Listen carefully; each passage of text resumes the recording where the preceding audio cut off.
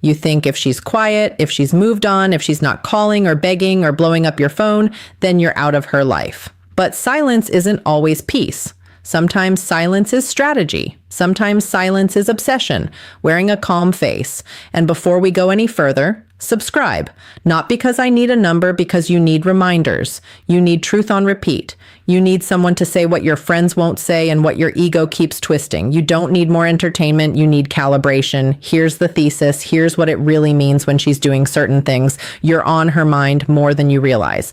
But not in the romantic movie way, not in the she's your soulmate way, in the psychological way, in the power and position way, in the unfinished business way. Because when a woman is truly done, she's not confusing. She's not orbiting. She's not testing. She's not accidentally showing up in your world. She disappears with a clean cut. No smoke, no mirrors, no mixed signals, just absence. So if she's doing this, you're not irrelevant.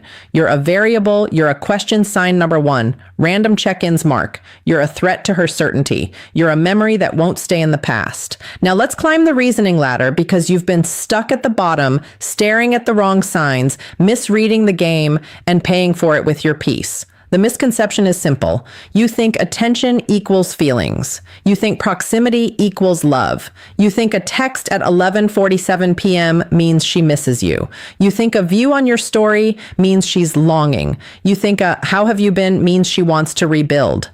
That's fantasy. That's your brain trying to get dopamine out of crumbs. The hard truth is this. Attention is not commitment. Curiosity is not loyalty. Nostalgia is not a plan. And her reaching out is not automatically a door reopening. It might be a door check, a handle jiggle, a test to see if you're still where she left you. That's called control through uncertainty. And if that stings, good. It should, because the fastest way to lose your self-respect is to treat a test like a promise. So what are the signs? What does she do when you're on her mind more than you realize? She accidentally interacts. A like on an old photo, a reaction to a random story, a comment that's not a comment, just a breadcrumb, something that costs her nothing but buys her information. She's not trying to be close. She's trying to see if she still has access. She uses sign number 2, sudden mood shifts around you, indirect contact. She asks about you through mutual friends. She brings you up in conversations where you're not relevant. She creates situations where your name has to be said because saying your name keeps you alive in the room. It's emotional rehearsal. She circles the perimeter. She doesn't step in, but she doesn't leave. She hovers. She watches. She keeps a foot near the door like she's waiting for a reason. She reappears when you start looking better, when you start leveling up, when you get quieter, when you stop broadcasting pain, when your energy shifts from chasing to building. That's when she gets randomly nostalgic. That's when she remembers your connection. And you call it fate. It's not fate, it's pattern recognition. She can feel the loss of influence. She tests your boundaries with small disrespect. A flirty message with no follow-through, a plan suggested but never confirmed, a we should catch up that evaporates when you respond because she's not measuring your love. She's measuring your availability. That's called a compliance test.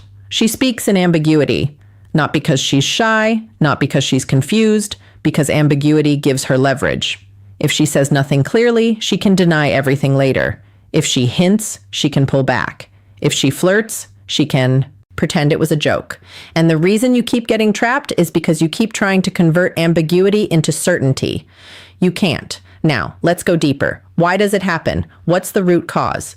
The root cause is not she's sign number 3, watching your social media evil. The root cause is not all women are like this. Grow up. That's the lazy story. That's the bitter man's bedtime tale. The root cause is human nature mixed with modern options. People don't like losing access to something that once fed them, even if they didn't value it properly, even if they walked away, even if they said they were done, because access feels like safety. Access feels like power. Access feels like control over uncertainty. And if you were a man with presence, if you were a man with standards, if you were a man who made her feel something real, then you weren't just a person. You were an experience. You were emotional gravity. So even if she doesn't want the relationship, she might still want the reassurance that she could have it, that she could pull you back if she wanted, that she's still significant in your mind, that she still matters. That's not romance, that's ego preservation. And there's another layer. When you leave a situation without closure, the mind replays it. It searches for resolution. It asks, did I make the right choice? Did I lose something rare? Is he happier without me? The more you don't provide answers, the more the mind spins. That's called cognitive dissonance. Your silence becomes a mirror she can't control, and it drives people crazy. Sign number 4, indirect jealousy, because people don't fear rejection as much as they fear being irrelevant. Now, what does it cost you if you keep misreading this? It costs you your focus. You stop building, you stop lifting, you stop creating, you stop sleeping, you stop being present with your own life because you're living inside her. Signals. You stop moving forward because you're waiting for a sign. You stop acting like a man with options because you're acting like a man on standby. You stop leading yourself because you're letting her mood set your weather. And the worst part, you start negotiating against your own dignity. You respond too fast. You over-explain. You try to prove you're different now. You try to show her you've changed. You try to earn what used to be freely given. And every time you do that, you teach her something. You teach her that your self-respect has a price. That's called self-betrayal.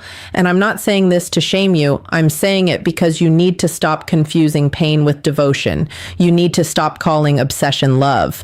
You need to stop worshiping a woman who hasn't chosen you clearly, because masculine self-respect is simple. It's clarity. It's standards. It's a spine. It's not cold. It's not cruel. It's not performative. It's grounded. Now reframe it, because this is where you get your power back. If she's doing these things, it doesn't mean you should chase. It means you should observe. It means you should respect the data. It means you should stop being surprised by predictable behavior. It means you have leverage, not sign number 5, bringing up old memories to manipulate her, but to reclaim yourself. Because the real question isn't, is she thinking about me? The real question is, what am I doing with my mind? Are you building or are you begging? Are you becoming or are you waiting? Are you leading your life or are you auditioning for hers? Now I'm going to give you the archetype, because you need a picture. You need a standard. You need to know what the man looks like when he gets this right. The man who wins here isn't the man who gets her back. It's the man who gets himself back. He doesn't flinch at a breadcrumb. He doesn't light up like a starving dog when a hand shows up with a treat. He doesn't interpret attention as a contract. He doesn't build a fantasy off a notification. He's calm, not because he's numb, because he's disciplined. He has boundaries that don't require speeches. He has standards that don't require threats. He has a mission that doesn't pause because someone got nostalgic. He understands this. If she wants him, it will be clear. If she chooses him, it will be consistent. If she respects him, it will show up in behavior, not vibes. He doesn't try to be understood by someone who benefits from misunderstanding him. He doesn't chase mixed signals. He deletes the entire frequency. He is present when he's present and absent when he's absent. No hovering, no checking, no sign number 6, testing your attention late night emotional bargaining. And because he moves like that, he becomes unforgettable. Not because he played a game, because he refused to play himself. Now, let's make this actionable, not theory, not just focus on yourself fluff. Clear imperatives. Do this, stop this, redirect. First, stop translating her behavior into a love story. Translate it into information. If she's watching but not showing up, that's information. If she's contacting but not committing, that's information. If she's flirting but not following through, that's information. Treat it like data, not destiny. Second, stop being instantly available. You are not customer service for her emotions. If she reaches out, you don't jump. You respond like a man with a life because you are or you need to become one. Third, require clarity, not with a dramatic ultimatum, with a simple standard. If she wants to see you, she can propose a real plan, a day, a time, a place. If it's vague, you stay vague. If it's inconsistent, you stay unavailable. If it's confusing, you exit. Confusion is not chemistry. Confusion is a lack of respect dressed up as mystery. Fourth, don't negotiate your boundaries at night. Late night messages are the devil's contract. When people are lonely, they reach for what's familiar. They want comfort without sign number 7, hot and cold behavior consequence. They want access without accountability. If she can only find you when it's quiet and dark, she doesn't want a relationship. She wants a release valve. Fifth, redirect your energy into measurable progress. Not revenge, not showing off, not let me post so she sees. No quiet progress. Gym, money, skill, purpose, brotherhood, health, sleep, routine. Your life needs structure so her chaos can't rent space in your head. Sixth, if she comes back with real effort, consistent effort, then you evaluate from a position of strength, not hunger, not nostalgia, strength. And if the price of having her is losing your self-respect, the deal is bad every time. Now, I need you to hear this part clean. You don't need her to be obsessed with you. You need you to be committed to you, because even if she is thinking about you, that's not your job. That's not your responsibility. That's not your identity. Your identity is what you do when no one is watching. Your identity is the standard you keep when attention is offered. Your identity is whether you choose clarity over craving. Let me ask you something. Why do you want to be on her mind so bad? So you can feel chosen, so you can feel valuable, so you can feel like you won after feeling discarded. That's not strength. That's a wound looking for a bandage. And if you keep letting her sign number 8, she mentions you to others' attention patch your self-worth, you'll stay addicted to the same cycle forever. Different woman, same pattern, different face, same hunger. That's called emotional dependency. Kill it. Not by becoming cold, by becoming whole. Here's the final reframe. If she's doing this, you're not powerless. You're being given a test. A test of whether you'll abandon your standards for a signal. A test of whether you'll sacrifice your future for a memory. A test of whether you'll trade your dignity for a maybe. And if you pass it, something changes in you. You stop needing external validation to feel solid. You stop auditioning. You stop performing. You become the man who chooses, not the man who begs to be chosen. And here's the part that will make some people uncomfortable. When you become that man, you might not even want her anymore because you'll see it clearly. You'll see the cost. You'll see how much of your life you were willing to hand over for the privilege of being uncertain. And you'll feel something new. Pride, calm, freedom. You are not a backup plan. You are not a late night option. You are not a let me see if he's still there. You are the standard. You are the answer. So if she's doing this, don't celebrate like you've been rescued. Don't spiral like you've been. Final message. Attraction is revealed through actions cursed. Stand still, breathe, and act like the man you keep saying you want to become. Because the goal isn't to get back on her mind. The goal is to get your mind back under your control.